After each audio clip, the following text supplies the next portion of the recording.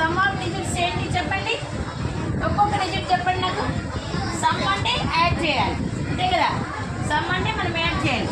7 plus 2 plus 3 plus 0 అనుకుంది. So ఈ మొత్తాన్ని ఏం చేస్తున్నాం, ప్లస్ చేసాం కాబట్టి యాడ్ చేయాలి, యాడ్ చేస్తున్నాం. సో 7 ప్లస్ 2 9, 9 ప్లస్ 2 ఎంత 12. సో 12 డివిజిబుల్ అవుతుందా బై 3తో? ఎస్ కదా, అంటే 3 4 12. So the number some of digits divisible by 3.